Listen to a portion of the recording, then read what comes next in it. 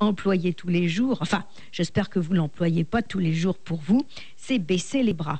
Baisser les bras qui consiste à faire preuve de découragement et à moins s'investir dans une entreprise, dans une action, dans une lutte.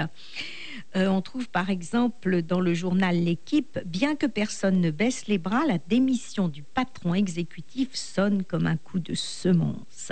L'expression vient aussi de la boxe, quand un boxeur fatigué, découragé baisse sa garde, n'ayant plus la force de maintenir ses bras au niveau de son visage pour se protéger des coups, on comprend évidemment qu'il est épuisé et qu'il risque de perdre le combat. Là aussi, on ne va pas revenir à l'Antiquité, mais les pugilistes, comme je vous l'ai dit, avaient la faculté de maintenir leur garde élevée extrêmement longtemps et ils s'entraînaient sous le chaud soleil grec pour justement tenir le plus longtemps possible. On peut dire très certainement que les plus habiles et les plus courageux dans ce domaine étaient au 8e siècle avant Jésus-Christ les Spartiates qui, là aussi c'est rentré dans le langage courant, avaient un entraînement spartiate, c'est-à-dire quasi militaire, extrêmement dur.